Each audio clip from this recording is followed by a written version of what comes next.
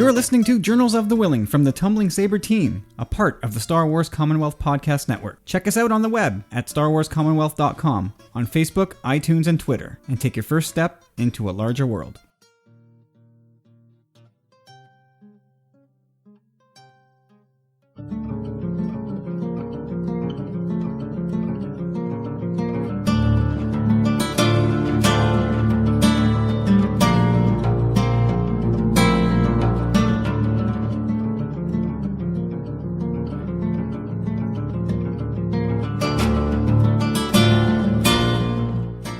Hey everybody, happy weekend. It's the weekend finally. I'm Kyle, and over there is Steve, and we're back talking about Star Wars on the printed page.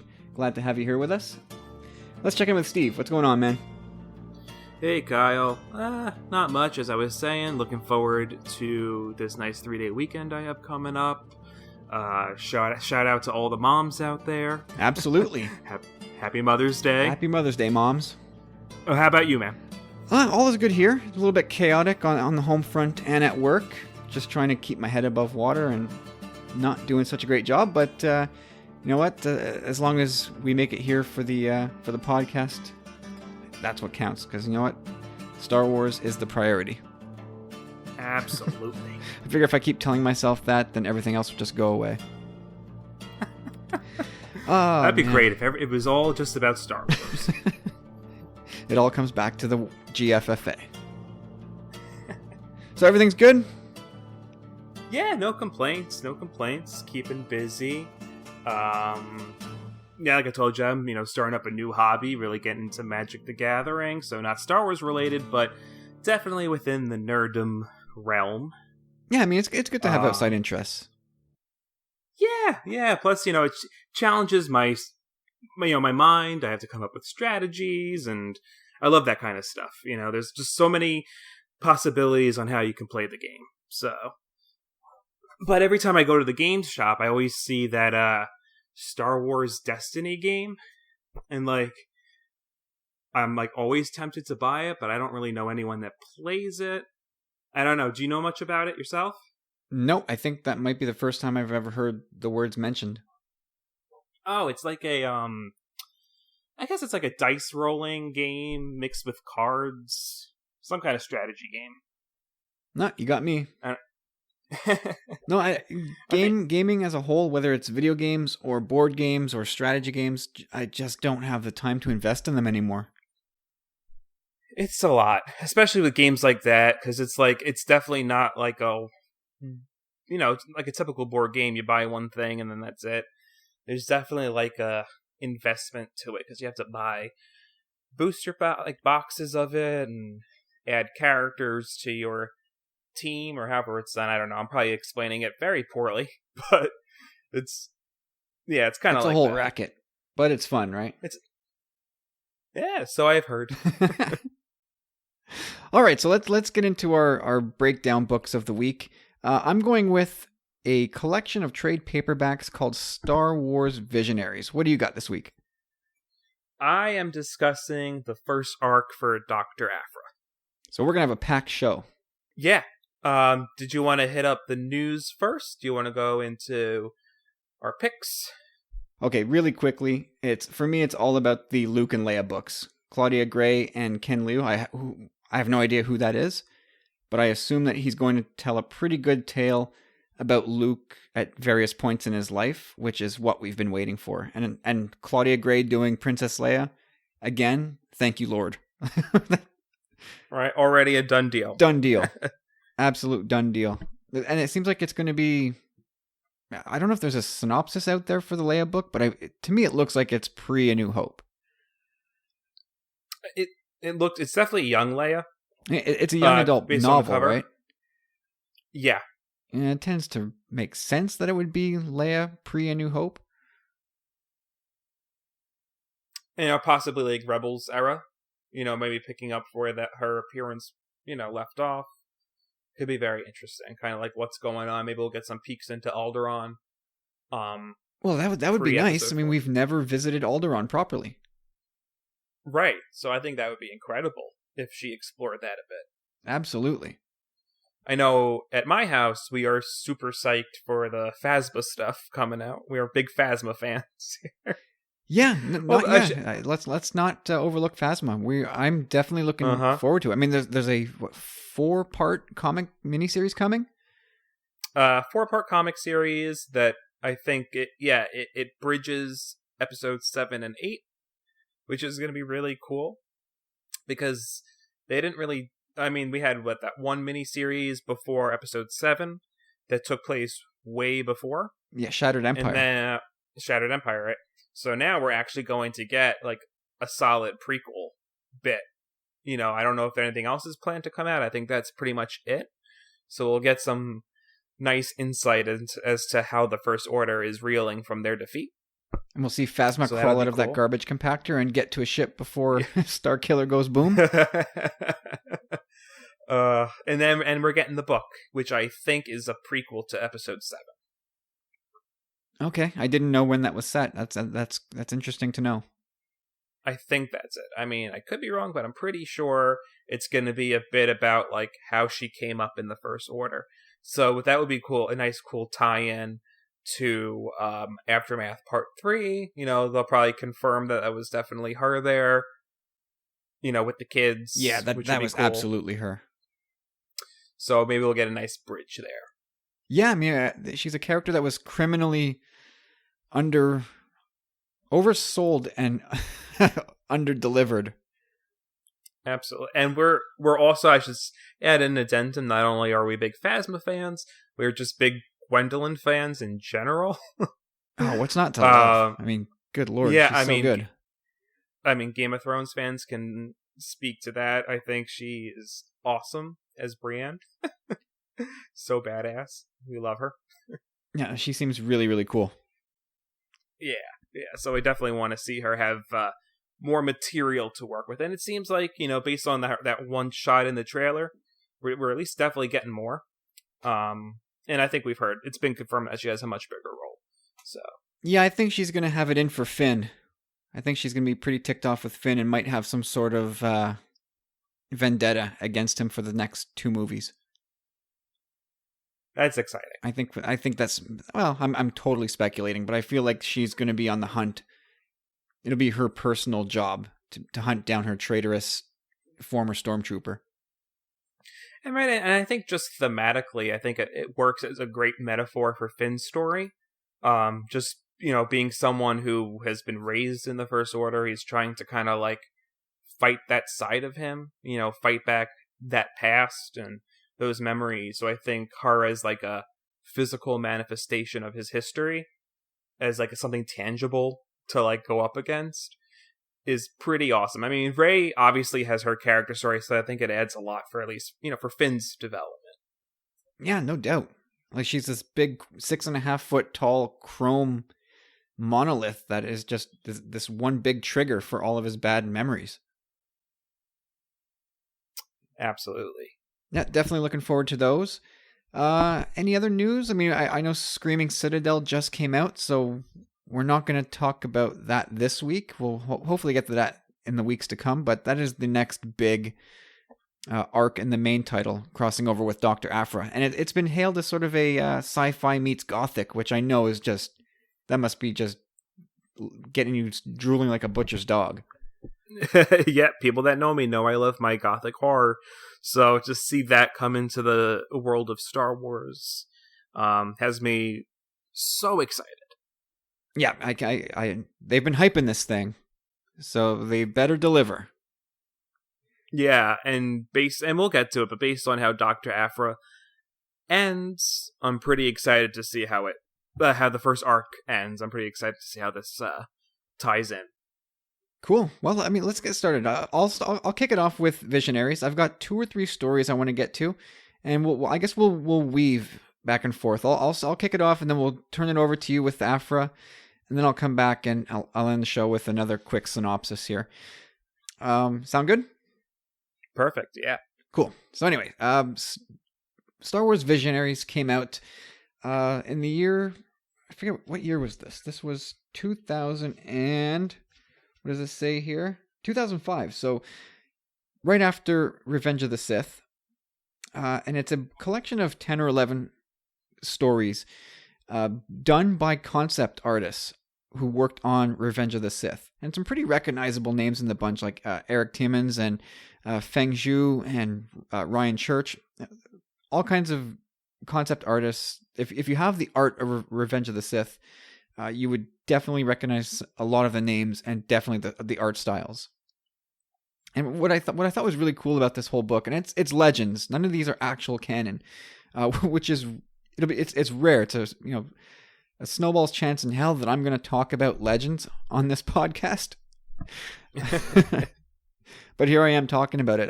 I've always loved this collection, and I feel like a couple of the stories are worth talking about, even though they count for nothing these days. But what I find really cool is about them. As somebody who used to consider themselves an artist in the drawing sense, as a kid when you were drawing out these characters, whether they were your own characters or your G.I. Joes or your Star Wars characters, you always had this little narrative playing out in your head. And I can imagine that as these guys were working with George Lucas and their team on Revenge of the Sith, they were sketching out these characters and creating these own stories in their own heads. And so maybe this is what that result. Maybe that's what Star Wars Visionaries is their stories finally coming to fruition.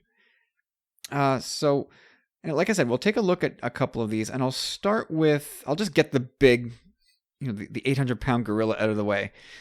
Now, there's a story that leads off the book called Old Wounds by Aaron McBride. And this is essentially Twin Sons before Twin Sons. The book kicks off with it's a quiet moment at sunset with Owen. And sorry, Steve, feel free to interject at any point if you have a question or comment or anything. Oh, sure, yeah. Yeah, so it's a quiet moment at sunset with a 3-year-old Luke. So this is just 3 years after Revenge of the Sith and Owen, and they're staring out at the twin sons, and incidentally, Luke is wearing the exact same clothes, just a smaller size as when we meet him in A New Hope. So I think every iteration of Luke is just wearing the same thing. Yeah, as he just gets a little bit bigger and just gets the same tunic and pants, just one size bigger. They don't have a lot of options out there. Probably not. Not a lot of money, not a lot of options. I don't think they have Space Gap over there. But anyway, so they're about to turn in for the night, and Uncle Owen, he sees and hears something on the horizon, so he picks up his binoculars and checks it out, and it's this creature charging towards the homestead. So he calls for Brew to bring him his rifle, and lo and behold, it's Maul. And he's really pissed off. And so Maul comes up, and Owen threatens him to stay back, which of course that's not going to work. So he beats the hell out of Owen and sees Luke and goes, "Oh, so there is a son." So I don't know how he knows about Luke, but he did. And then he senses somebody else's presence. And then there's almost like a conversation going on within the Force between Maul and Kenobi. And then Maul tells us all about how he's been hunting Kenobi this whole time. So it's been about 13 years or so between the Phantom Menace and this point in the story. Now, do they explain how Maul survived? Because if this was written in 2005, right? Yeah, well, it was published in 2005, yeah. So this predates the Clone Wars explanations. Yes. Okay, so we're not talking any mechanical bodies. Oh, he was mechanical. He was chopped in half, and he's fully mechanized from the waist down. So I imagine that Filoni and crew took some inspiration from this. Okay, that makes sense. So Maul tells Kenobi that how the timeline of how he's hunted him all these years. So he says he was 2 days late to Camino, 1 day late to Geonosis, and he missed him by minutes on Mustafar. And Maul says how he saw, and there's a picture of this, Maul sort of off in the distance looking at what he thought was Anakin's corpse, all chopped up. So he just missed Kenobi there. And then from there, he was able to track them to Paulus Massa, where he killed all those little weird looking alien guys. Then from there he tracked them to Tatooine, and he slaughtered Watto, and then from there on to the Lars homestead. So it was a nice little convenient narrative there, a little expository dialogue that shows us how Maul progressed, on Kenobi's trail. But it never tells us really how he got out of that pit on Naboo. It just tells us that he did. And right, kind of just left it open. Yeah, and that from that moment on, like he wasn't dead. All he felt was hatred and a lust for revenge for Kenobi, and that's it. And Kenobi, of course, they had to plug this little hole. Kenobi's one of his first lines to Maul is, "Does Palpatine know?" No, he's like, I didn't bother with Palpatine anymore. All I care about is killing you. And so and here we get the big knockdown, drag out fight that I think many people wanted and assumed we were going to get in Twin Sons. Like the two of them beat the hell out of each other. And Maul gets an arm chopped off for good measure. So now Kenobi's taken both of his legs and now an arm. And Kenobi gets battered around the same way that Grievous kind of kicks his butt in Revenge of the Sith. Eventually Kenobi kind of gets the upper hand in the fight and has his lightsaber hilt. It's off. And he's got it like pressed up against Maul's forehead. And you could see there's a bunch of close-ups on Kenobi's face, and he's struggling. Like, do I do this? Do I not do it? And there's a very different tone to Kenobi here. Whereas in Twin Sons, he was very serene and reluctant to fight. You could tell he didn't want to kill Maul. He had no intention of fighting him. In this, it's like he very much says, like, no, this time, like, you're not going to heal so well. It's a very different tone to Kenobi. Which, it felt right at the time. When you first read this book, you're like, yeah, Kenobi's still badass. He's still got it. But in the moment where he's able to finally put an end to Maul, it's actually Uncle Owen who comes to after getting his face caved in, and he blows Maul's head off. Oh, shoot. Yeah. So Kenobi gets to, I guess, not have that on his conscience. And Owen is just like, yeah, no, this is over right now, and just puts his rifle against Maul's temple and just blows his brains right out. I mean, I think what's interesting about at least Obi-Wan's state of mind there, it's, because this is obviously a very different time frame than when we get the Twin Sons. So, I mean, I think it's safe to assume that the years that he's had to mature really is seen in Twin Sons, as opposed to, it kind of makes sense that he'd be a little more eager to finish off Maul. Yeah, that's true. This early on, You're still like 15 years or so ahead of Twin Sons. Right, so I think his pain is a little more fresh. Yeah, you're right. That makes good sense. So the final shots are it's Owen and Kenobi talking, and it's this is where we get sort of that taste of what Owen thinks of Kenobi in A New Hope. He doesn't have a lot of admiration for the guy, and he's a crazy old hermit, and stay away from him, and he's bad news. He tells Kenobi you asked me to keep this kid safe, I'll keep him safe, even if it means from you. Now get out of here. Like, he doesn't want Kenobi around at all. And then there's a final shot of Kenobi looking at Luke, and Luke looking back at him, and there's some like forced dialogue between the two where Kenobi says that he'll always be looking out for him.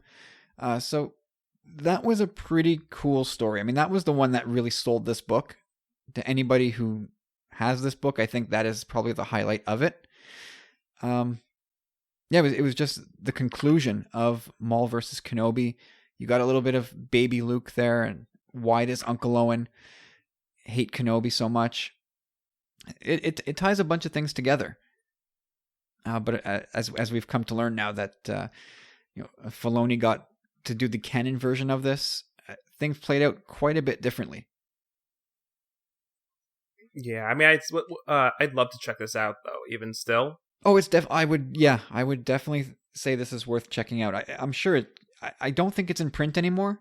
I could be wrong about that. You might have a difficult time finding this on a shelf anywhere, but I have to imagine it's available electronically. Oh yeah, or like I'll go. I usually so for older books, sometimes I'll just go on Amazon. And if you go to like the marketplace where they have like used bookstores that have like accounts up there, you can tend to find some of this. Like I haven't read them yet, but the old Rogue Squadron books By Stackpole? I got a few of those. Yeah, got a few of those paperback. Nice. Yeah, those were good. Anyway, so that's the first story that I'm going to cover here. Again, like I said, that old wound story with Kenobi and Maul was really the big selling point of the book, and no secret why they led with it. But there are a bunch of other stories in this book, and if you're a fan of art like this, it's a relatively short book. Each story is about 7, 8, maybe 10 pages. But there's a lot of different art styles in this, and it goes all over the map, like really psychedelic, trippy stuff, to really muted, somber stuff, right up to like almost very, very comic booky type stuff. So it's really interesting that way.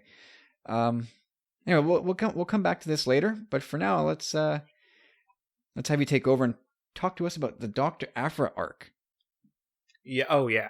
Yeah. So I've absolutely been loving this arc. I really like Dr. Aphra since she was introduced in the Vader series, and I just think she works so well as a character.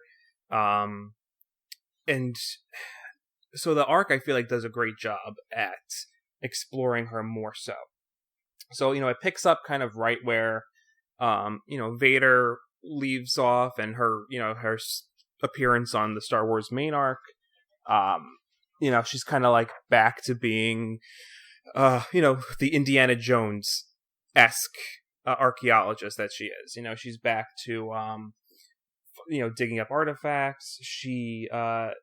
So it starts off with her kind of digging up this one particular artifact in like the Outer Rim. It's called the Cosmetanic Steps is kind of where she is. And it's so cool because, we don't really like get to see this side of Star Wars very much, because we're always so into whatever war is happening at the time, whatever's happening with the Jedi. So we kind of get to see a really cool, like I always just go back to saying Indiana Jones-esque, but that's pretty much who she is, and it's pretty awesome to see. So she recovers this particular artifact. Not to go into too much, because I know you haven't read it. I don't want to spoil too much for you. But she has a run-in with like a Jabba the Hutt kind of figure. He kind of runs the black market for artifacts. He's humanoid though. He's not a Hutt. And she has some kind of debts that she needs to pay back. So she Sounds familiar. Yeah. So she kind of takes a page from that book, from Solo's book. But so she goes to sell this artifact, and it turns out that her doctorate has been pulled. So she goes to find out that she's no longer Dr. Aphra, because they're investigating how she got her doctorate. And then it turns out that it was her father who put in for the investigation. And it was his way of kind of getting her involved in the research that he's been involved in. And so at the end of the first arc, so that's where the first issue kind of ends. And then we get this really cool mini story at the end of a younger Dr. Aphra still in school, going for her doctorate. And she kind of has this little square off with a professor of hers who's very pompous, very standoffish. And he shows her these symbiotes that he's researching. And she steals them, and she claims that she found them on this other planet. And that's how she ends up getting her doctorate.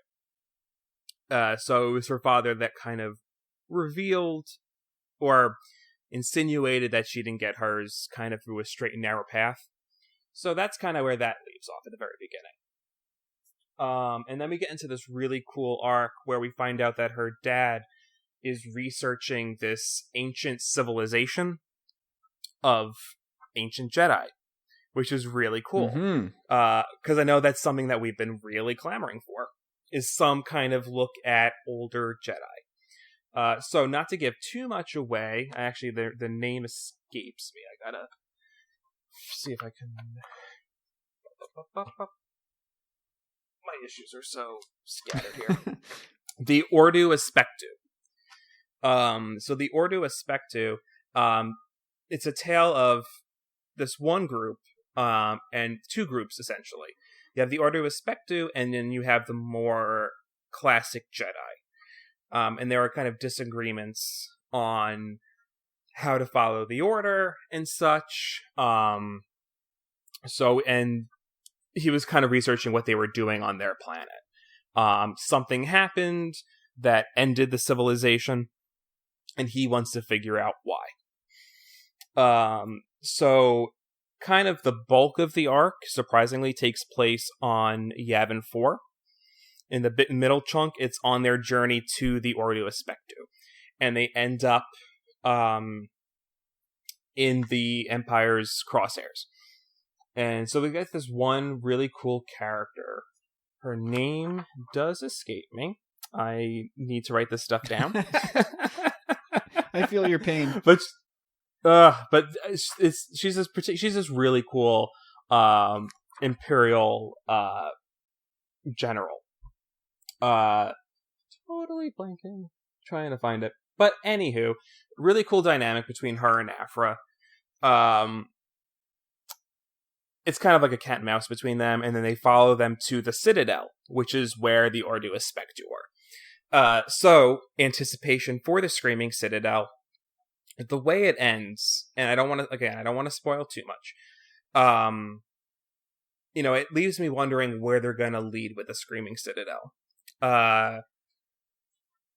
So we have this one figure, goes by the name of Rur. Oh, it's R-U-R.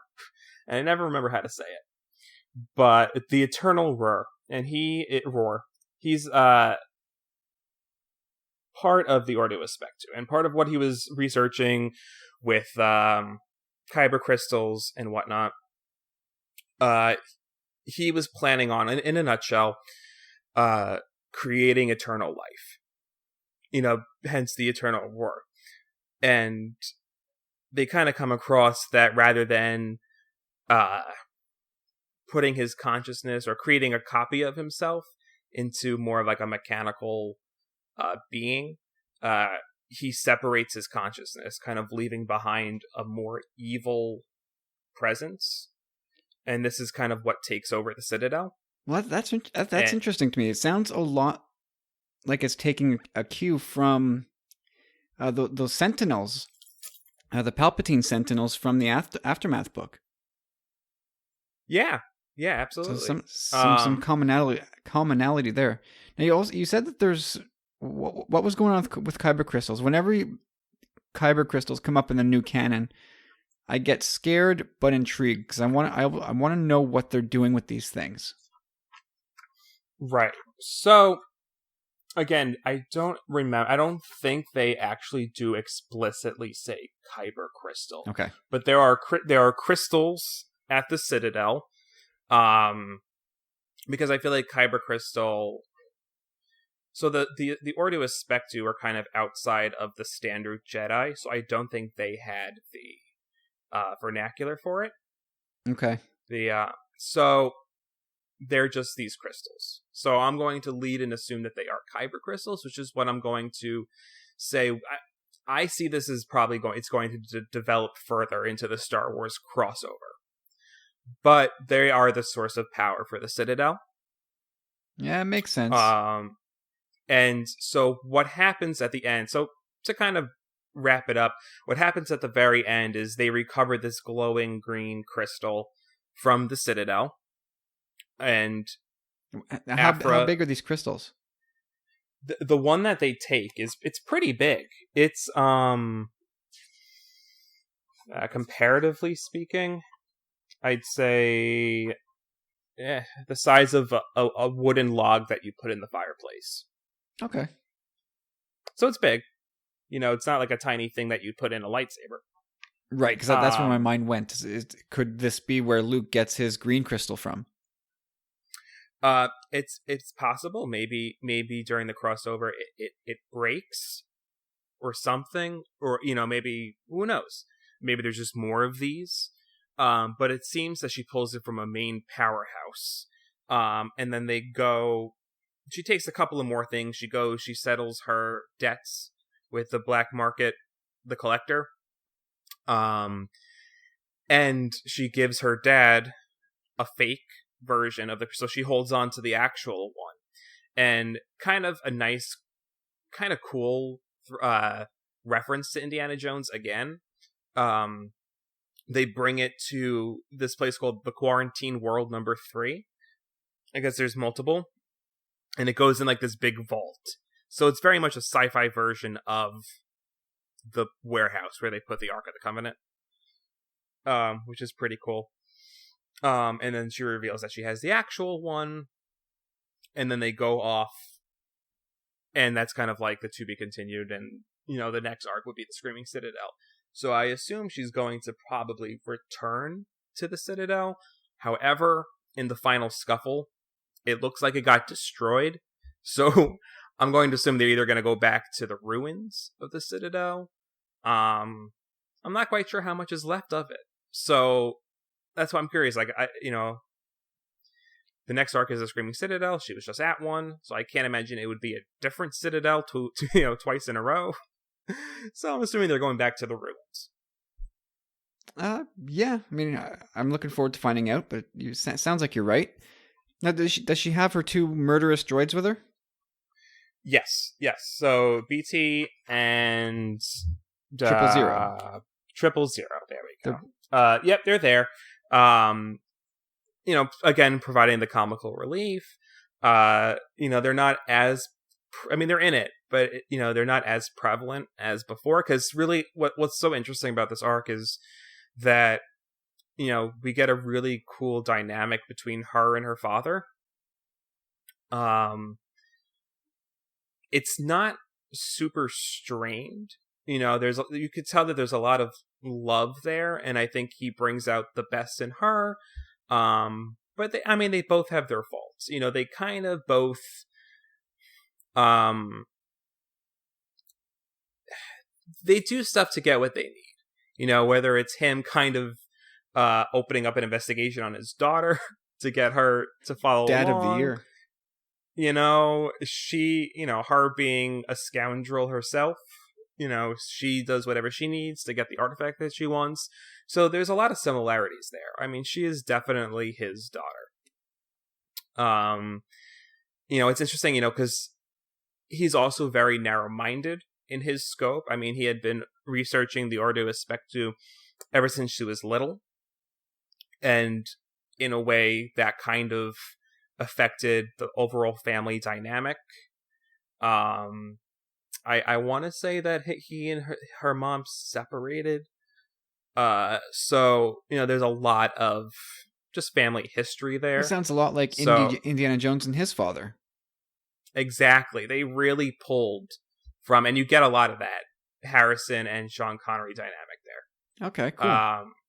Yeah, so it's really interesting, and it's really brought, it's that dynamic brought into the Star Wars universe. What's also really cool, just on a progressive note, she is unapologetically gay in this arc, which is pretty cool to see. When they drop off the Imperial, the commander, she's like, "It'd be easy to kill you, but you're cute." So, well, they kind of we'll leave you did here. They not touch on that in Rebel Jail? No, they definitely do. She has a previous relationship with Sana Solo. Yes, exactly. But they didn't. So they didn't there. hammer too hard on that. So yeah, here she is. She's flirting with women. She is who she is. It's very unapologetic. It's very matter of fact. And it really just makes her a stronger character. She's very confident.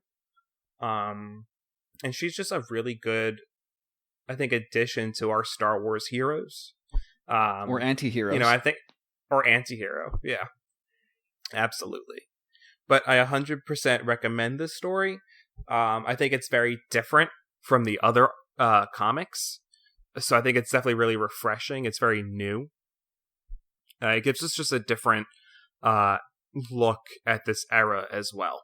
Because then because during the arc, they ends up on Yavin 4, for example. So we kind of got to see the Empire kind of occupying Yavin 4. Oh, that's and cool. Kind of what.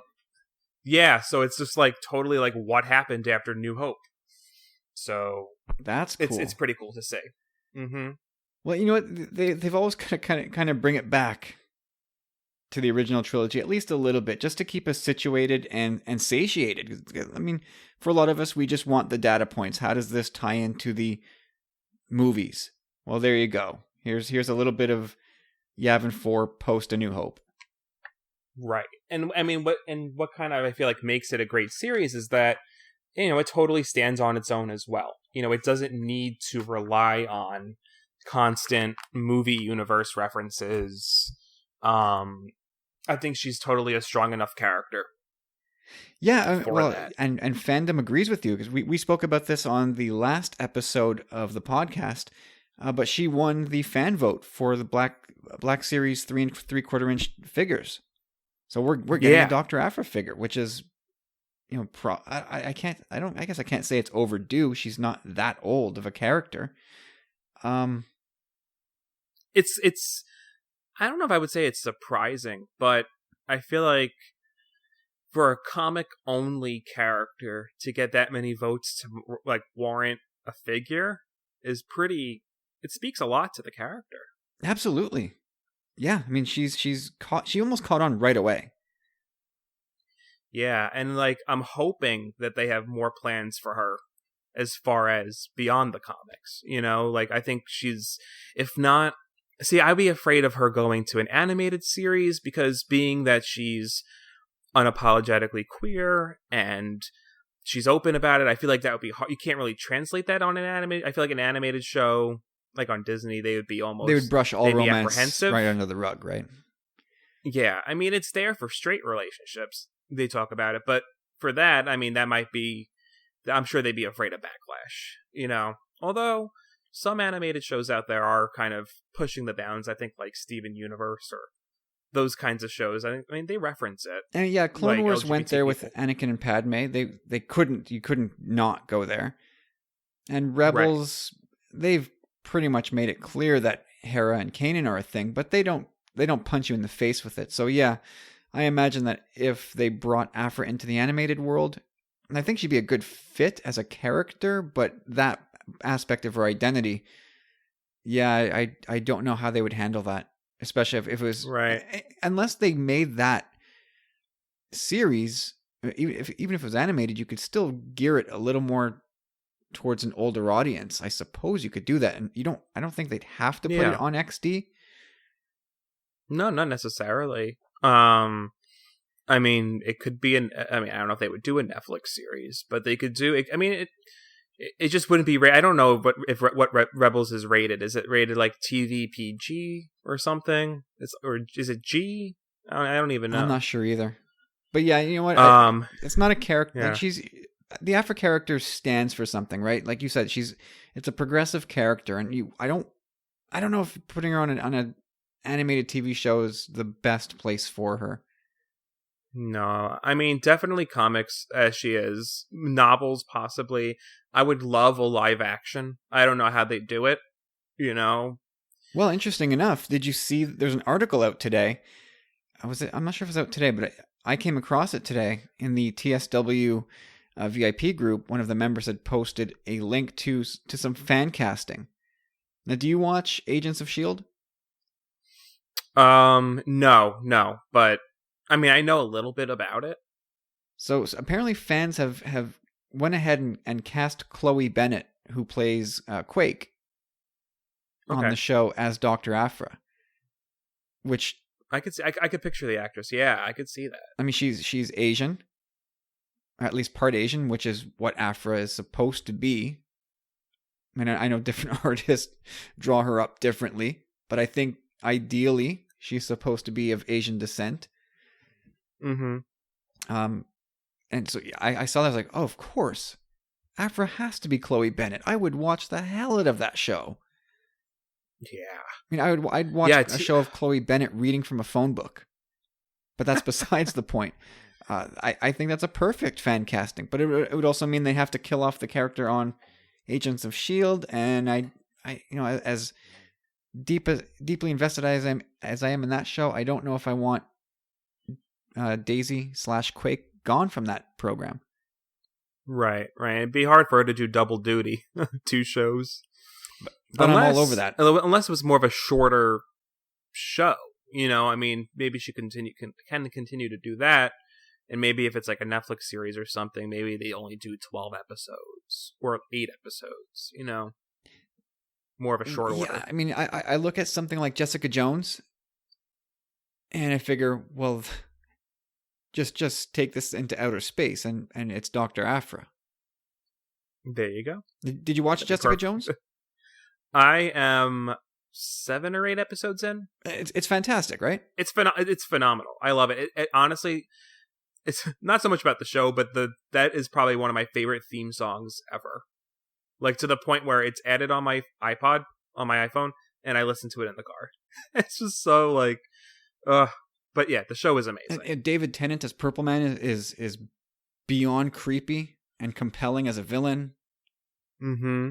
Anyway, not to get into the Marvel MCU here, but I could see Chloe Bennett on a Netflix show as Dr. Aphra. Yeah. The tone in the tone of a Jessica Jones thriller, bring it on.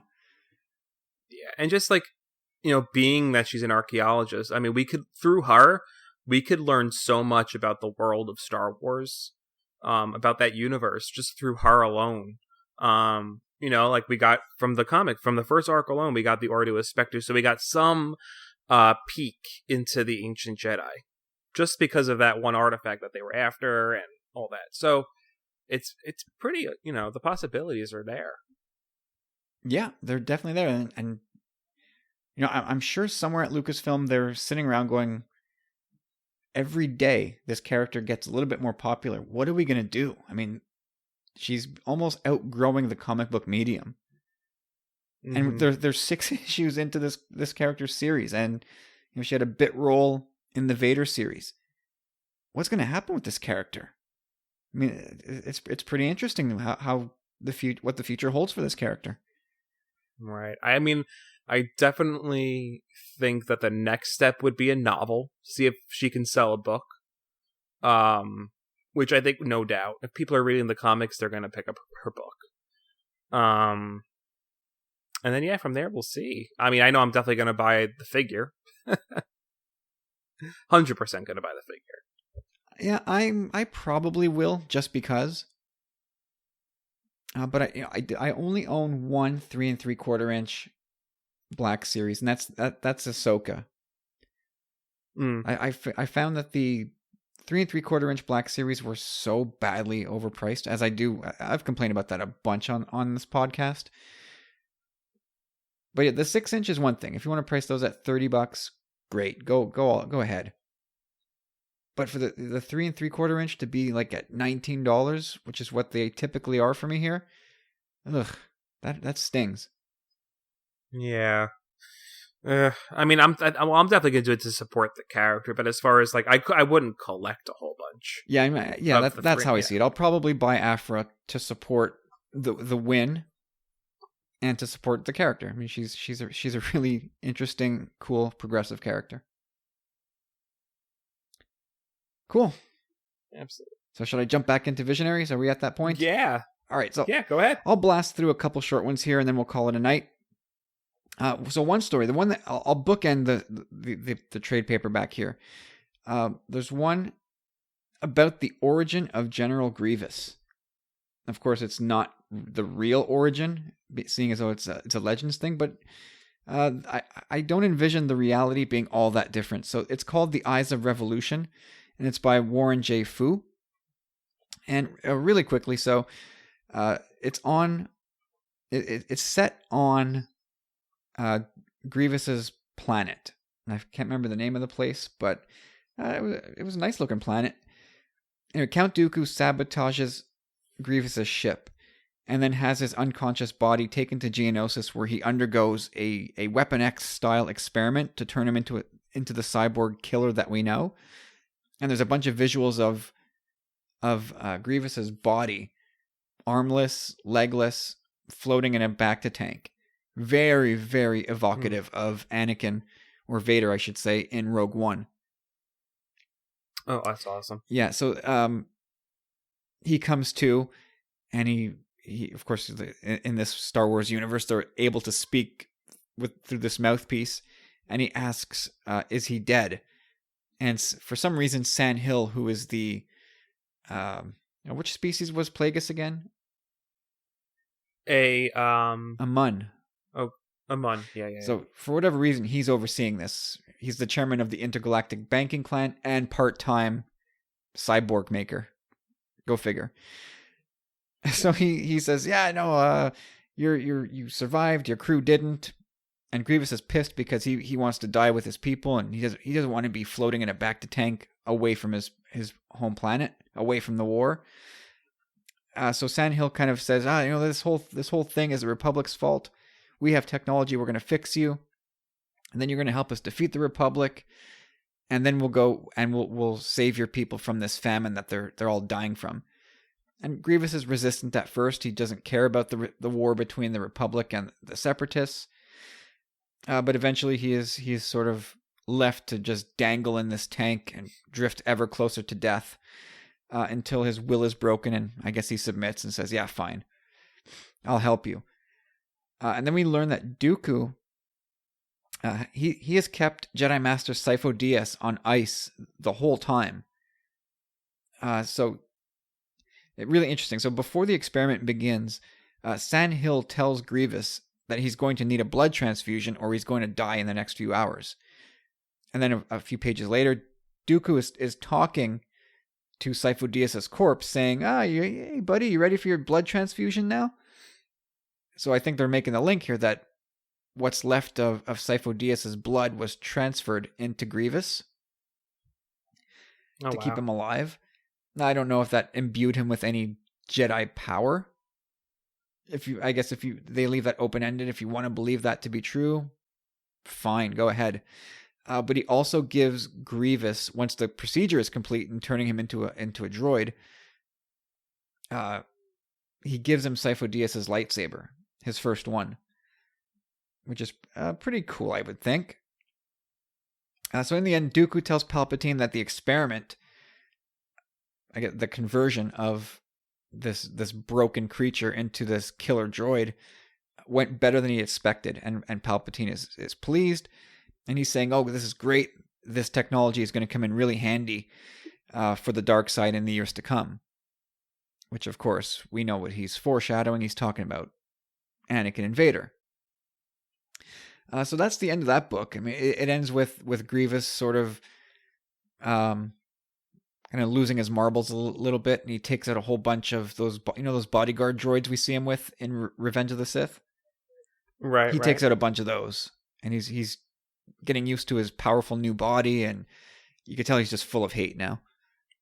So that was that story. I guess there's no reason why they couldn't pull that and make it canon if they wanted to. I don't think they've. I haven't read everything there is to read, so maybe it is impossible to make that canon. But pretty interesting stuff. But my favorite. Oh, did you have any questions about that book before I move to my personal favorite? No, I was gonna say that there's an endless well of legends that they can definitely pull from. And it's cool enough of a concept of his origin that I think it would end up making the character a little more interesting, I think. Yeah, I think so. I like the story, and yeah, if they want to pull that and make it at least treat part of it as canon, okay, worked for me.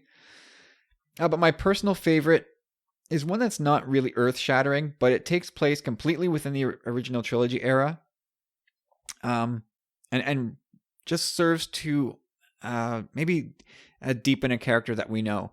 So it's called Entrenched by Alex Yeager and M. Zachary Sherman. So it starts with a narration of a rebel soldier on Hoth, moments before the Empire attacks Echo Base. And he's recording a message to his mother as the battle unfolds.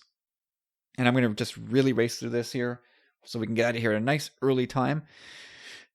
But he's recording a message to his mom, and there's lots of tips and callbacks to Empire to sort of situate you in the timeline of the battle. So we hear, like, there's a little thought bubble from the PA system at Echo Base saying, Echo Station 3T8, we've spotted Imperial walkers. So you know that now it's the battle of the start of the Battle of Hoth, and they're kind of running around the base, fighting off troopers here and there, and eventually they run into the hangar where the Falcon is just taken off, and of course they run like face first right into Darth Vader and a few snowtroopers.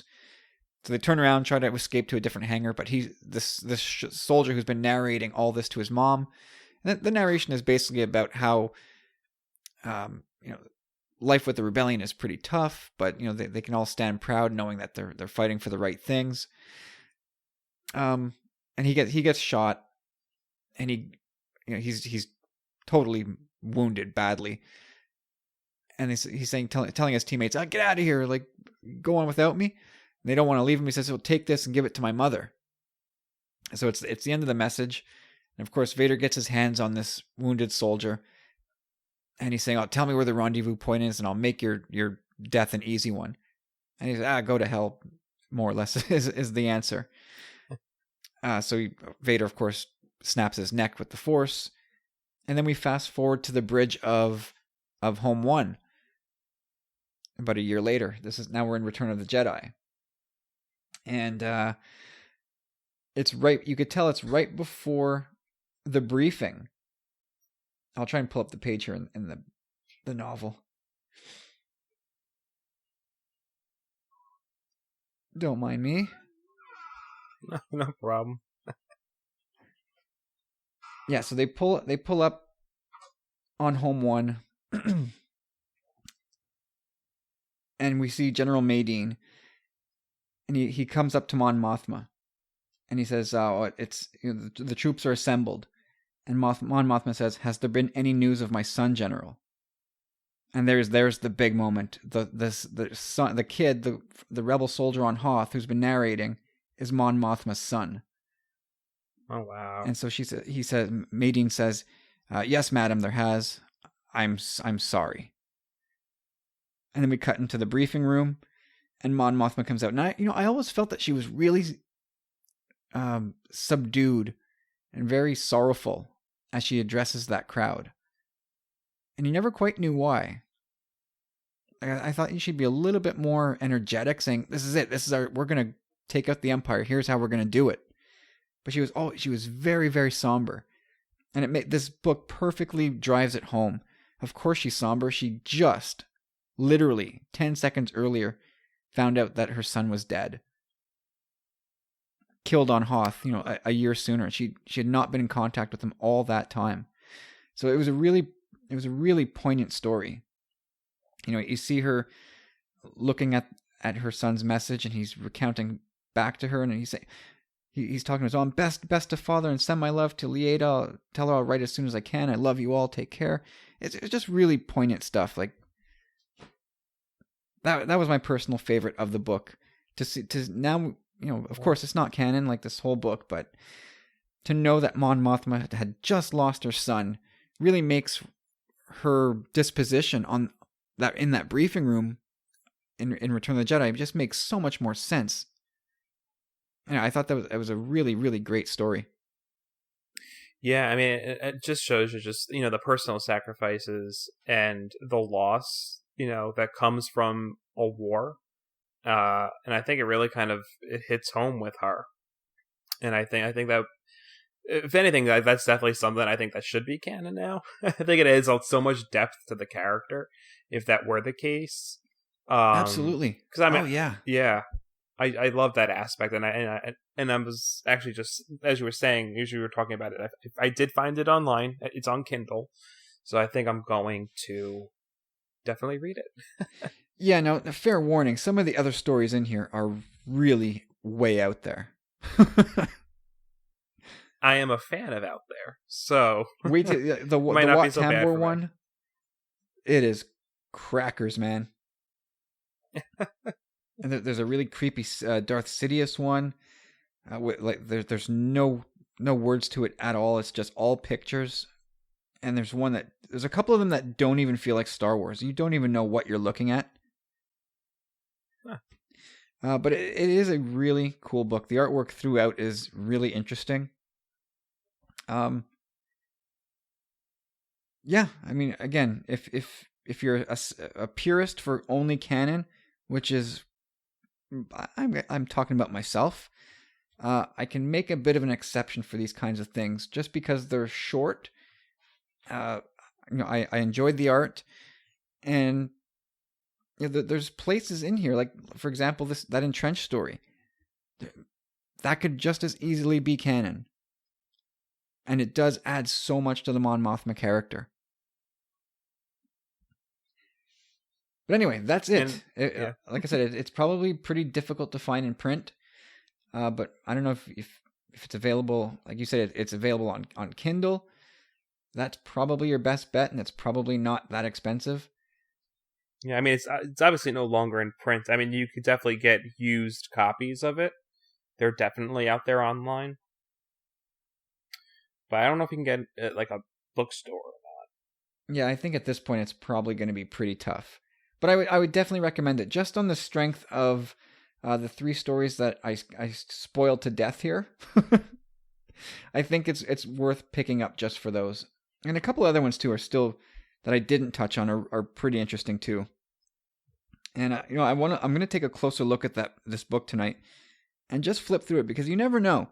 Like, you might see a concept of something that maybe didn't quite make it into the prequels, but maybe it saw light in Rogue One or the Force Awakens, or maybe might pop up in Han Solo or The Last Jedi. So I'm gonna flip through it a little closer and see if there's something I can't lay claim to and say, see, I found that first. So that's it. We're done, man. A nice quick shot of Journals of the Whilling right before the Mother's Day weekend. And you know what? There's actually something I wanted to touch on really quick. Going back to your Dr. Aphra thing, and especially in light of this being Mother's Day weekend, there's a lot of father-son relationship with Luke and Anakin, of course, and there's Jyn and Galen, but there's no real mother-daughter relationships in Star Wars. So you'd mentioned about her father, and I thought maybe is it a missed opportunity that it's not her mother?